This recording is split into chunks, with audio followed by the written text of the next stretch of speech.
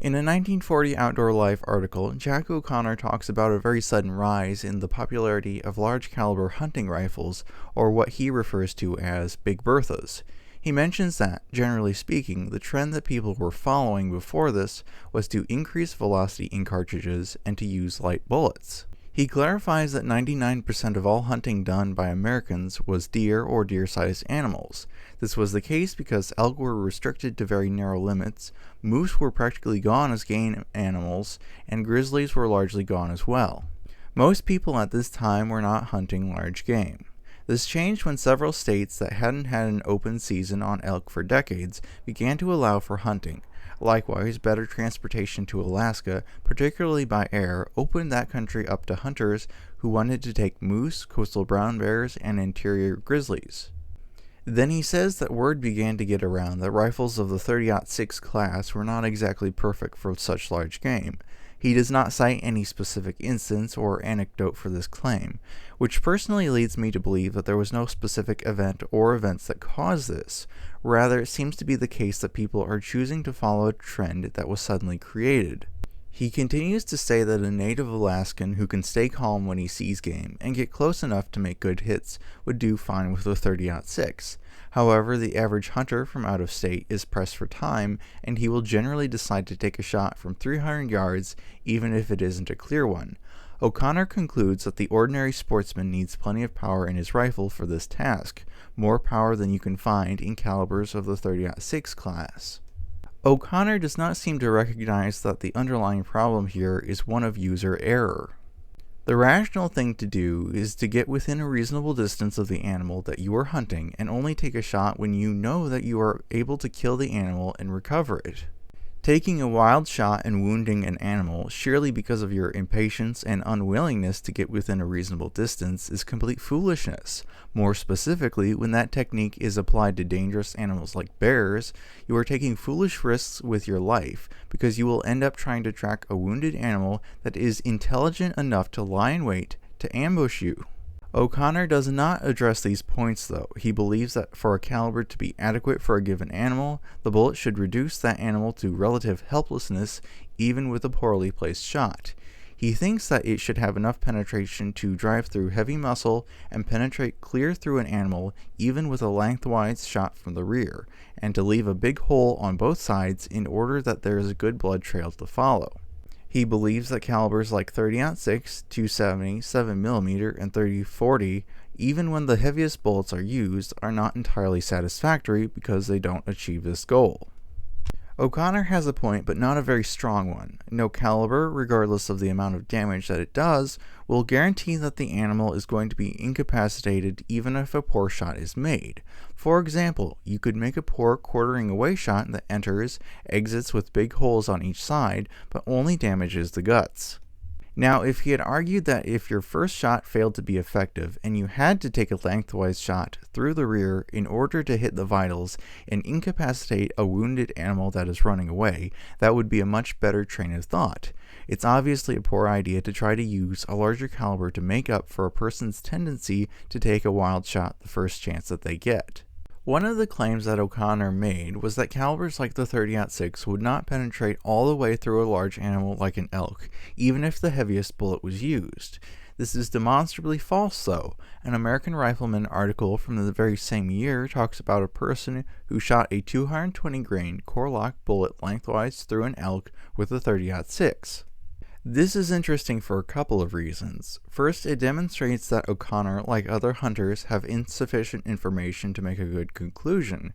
Therefore, the false conclusion that .30-06 is too small for big game like elk, if you make a less than ideal shot, ends up as a dominant narrative despite the facts on the ground. In a somewhat later response to a question, O'Connor mentions an Ernest Miller of Montana. Miller has done a lot of Alaska hunting, and his opinion is that he wants the biggest rifle he can get, and that a .375 is none too big. Yet he says that he'd use a smaller caliber .257 if the bullets held together, which the silver tips, core locks, and belted bullets do. O'Connor concludes that while the .300 Magnum has more velocity than a .30-06, he wouldn't call it a stopping rifle like the .375. In comparison, if someone had a standalone conclusion that the most powerful rifle that you can get is automatically the best for stopping bears, we can deduce that the goal is not to inflict a specific amount of damage, but rather to do as much damage as possible. Therefore, this is a kind of principle rather than a concrete goal. More specifically, the assumption is made that the primary factor in stopping a bear is maximizing the amount of power in each round, and that factors like rapidity of fire, capacity, and sighting system are comparatively unimportant. It is not wise to rely on such an assumption. Miller's perspective also takes into account bullet construction and its role in inflicting effective wounds, because he specifies that smaller calibers can be used as long as proper ammunition allows for adequate penetration. O'Connor also states that American hunters were making the same discovery that their grandfathers made when they began to hunt buffalo, grizzlies, and elk in the West with the same rifles that were effective on whitetails.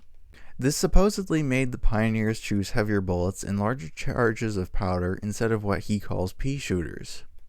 O'Connor mentions this as if to say that the sudden change of opinion in 1940 was inevitable, which I really don't believe to be the case. He goes on to explain that the people that recently began looking for a more powerful rifle turned their attention to the .375 H&H Magnum, yet these rifles were made in England and were generally too expensive for the average American hunter.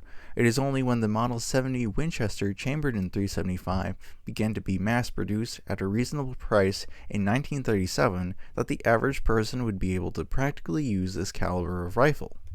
O'Connor mentions that he recently read about a boatload of hunters bound for Alaska to hunt big bear, and all but one was armed with the .375, the outlier being armed with the .35 Whelen, another powerful cartridge. This illustrates the popularity of the .375, even if only in an anecdotal way. Interestingly, the Model 71 lever-action rifle chambered in the fairly powerful .348 Winchester was introduced in 1936, 1 year earlier than the .375 Model 70. The .348 was intended to be an improvement on the .33 Winchester, but whether intentionally or not, it also replaced the .405 Winchester, or depending on how you look at it, the .375 replaced the .405. The lever-action 1895 Winchester rifles, chambered in .405 Winchester, were very powerful even if they didn't have the best range. From what I understand, in 1940 they stopped making the .405 Winchester rifles. The .348 was pretty good in the range department, but it was still a medium-range gun, with no way of competing against the more popular .30-06 at distance. It could launch 200 grain bullets at 2,535 feet per second, which gave roughly 2,855 foot-pounds of energy. It was definitely capable of taking any North American game, but it couldn't compare to the .405 Winchester's roughly 3,200 foot-pounds of energy. Perhaps this was a good thing, though. The .405 recoil was a bit much for some people. It was observed in 1938 that the .375 H&H was becoming popular, as well as the fact that cartridges like the .45-90 were being displaced by more modern cartridges. As a side note, the original Marlin 1895 rifle was discontinued much earlier back in 1917. It makes a lot of sense that the .348 would replace the .45-90 and the .45-70 entirely as a large caliber lever-action hunting rifle. Jim Carmichael asked in 1972 what accounted for the renewed popularity of the .45-70 after a dormant period of nearly 4 decades. I don't find his answer to the question to be really fully satisfactory, though. Looking at the beginning of the rough time span he mentioned, we can see that it matches up with the creation of the .348 Winchester, which adds support to the idea that the .348 simply served the same role better than the .45-70 and essentially replaced it. The Ruger No. 1 single shot was introduced in 1967, and this included a .45-70 version. Marlin reintroduced the 1895 .45-70 with a modernized version in 1972. Likewise, Harrington and Richards released a fairly cheap single shot in 1972. I think it's obviously wrong to attribute the resurrection of the .45-70 to the Ruger or the H&R rifles. Neither of those rifles had the enduring popularity like the way that the Marlin 1895 does. Ruger doesn't make the number 1 in 4570 anymore. H&R was bought by Marlin before Marlin was bought by Remington, and when Remington got into financial trouble, they sold the H&R assets, causing all production of H&R firearms to stop. Circling back around to 1940, someone gave fairly detailed instructions how to best hunt Alaskan brown bears. He says that the guides carry 405 Winchesters for life insurance because they know what is needed. Likewise, he suggests that you should use nothing less than a 30-06 and 200 grain bullets for a knockdown, drag-out blow. Similarly, someone else gave advice about hunting bears in New Brunswick, specifically saying that the guides there use suckerfish as bait. He says that a shot behind the shoulder from a rifle not less than 30-30 will, as a rule, kill the bear, provided the range is not greater than 200 yards. Since you are going to get plenty of long-range shots, a large caliber with the flat trajectory is more suitable. We have another person giving advice about bear hunting in Alaska. He says that it is generally unwise to switch to a lever gun if you're used to a bolt action, or vice versa. Getting used to a new action is difficult when you can just stick to what you are already familiar with. He says that the caliber should not be less than 30-30, and that most of the hunters there use rifles more powerful than the 30-30. He thinks that the 30-06 is used more than any other caliber there, and that its ammunition can be obtained anywhere. Next, he thinks that the 35 Remington is the only self-loading rifle that he would care to obtain because the ammunition is readily found at most of the towns or posts. The 35 Remington is not what you would call an exceedingly powerful rifle, but it is favorable to him because of the availability of the ammunition. He continues and says that the success often depends on quick and accurate shooting, likewise that it's easy to get a small or medium-sized bear, but the giants are few, and getting one of them might mean a quick shot in thick brush. The next person recommends a 30-06 loaded with 180 grain Peters belted bullets because they are very effective. This is interesting because he is recommending the lighter bullets, despite the fact that they would have less penetration than the heavier 220 grain bullets. His definition of effective may be one that prioritizes the width of the wound rather than the penetration depth, which would explain his choice of bullet weight. Finally, someone from British Columbia goes into a lot of depth about bear hunting, but I'll only show a relevant section. He says that the usual tourist big game hunter should choose the most powerful rifle possible. The expert, on the other hand, can make some sacrifice in caliber and bullet weight and use something like a 35 or even a 30 caliber rifle. But for most hunters, the larger bores are better, since the grizzly can hold a lot of lead. The obvious assumption being made here is that since the average hunter is not a particularly exceptional shot, he will need a larger caliber to provide more of a margin for error. It is interesting that it has not yet been mentioned that an average shot will become worse when he is subjected to much more recoil than he is used to, which adds to the problem of inaccuracy rather than outright solving it. In one of my earlier videos, I forget which one, I had a quote from a modern bear guide who explained that a lot of people, even when they are close to the bear, will shoot poorly and wound the bear with a magnum rifle because they are not used to the recoil. So there clearly wasn't a consensus that the 375 H&H was the optimal choice for hunting bears among those in Alaska and Canada at the time. Rather, it seemed like most native hunters still used 30-06 rifles, and the guides were still mostly using 405s. Obviously, it was rather inconvenient to the guides that Winchester stopped making their 405 rifles in 1940. A major underlying factor that led to the popularity of the 375, as mentioned before, was the availability of affordable rifles. The second factor is an abruptly increased amount of non-native hunters having the opportunity to hunt large game that they couldn't before due to restrictions and the ability to efficiently travel to remote areas. The opening of new seasons and increased access to air travel, specifically in Alaska, solved these problems. The third factor is the lack of widespread appreciation for how new bullet technology would change what calibers are suitable for large game. We are all used to controlled expansion bullets today, and many people alive today are not old enough to remember when all that was available was simple cup and core bullets.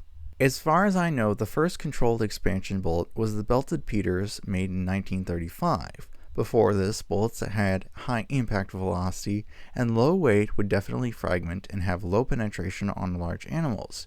The 220 Swift was the epitome of this sort of performance, and it had a muzzle velocity easily in excess of 3,000 feet per second. The example I'm showing you talks about a 48 grain bullet shot into an elk at roughly 100 yards. The first shot was a broadside hit and hit the shoulder, breaking it and fragmenting to the point at which it failed to reach the lungs. Back then, just like today, it was technically possible to use this category of light and very fast bullets as long as you only hit ribs and didn't hit the shoulder. So in the late 1930s and early 1940s, a lot of people were still generally unaware of the exact capabilities and performance of controlled expansion bullets.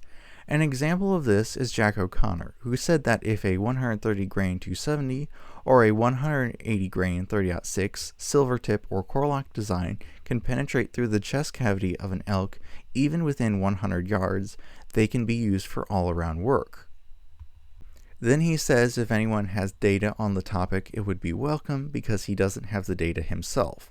People can only make decisions on what rifle or ammunition to use based on the knowledge that they have at the time, obviously. As a side note, Jack O'Connor was given first-hand experience by Ernest Miller that small calibers like the 6mm Lee Navy and the .257 Roberts were definitely good enough for elk. Yet O'Connor essentially undercuts Miller's experience by saying that Miller could use practically anything to hunt elk given his ability to stalk close enough to make color movies of game. In making this comment, O'Connor shows that he's changing the standard that he held before, that a bullet has to perform well even at close range when the velocity is high and the penetration is consequently decreased. Later on, O'Connor mentions that a friend of his shot elk, moose, and grizzly with a .270 loaded with a 130 grain silver tip. These bullets performed very well and penetrated clean through the animal or lodged under the hide on the far side. It's very clear at this point that controlled expansion bullets had fundamentally changed what calibers were suitable for large game, and that no amount of changing your standards will undermine that fact. So for many people at this time, the default mentality was to use heavy bullets and large calibers if the goal was hunting large game, since the consequences of creating controlled expansion bullet technology was not fully understood when the .375 H&H began to become popular. I think in many ways, Elmer Keith was the epitome of this default mindset that large calibers and heavy bullets are unquestionably superior. Obviously, he came to that conclusion based off personal experience, and though he was more biased than the average person, fundamentally he has a point if we are only talking about using simple cup and core style bullets. People still use cup and core bullets today, but the reason is generally because they cost less, not because they have to. Now for the fourth factor, the ability for animals like brown bears and grizzlies to take a lot of damage and keep going when sufficiently angry.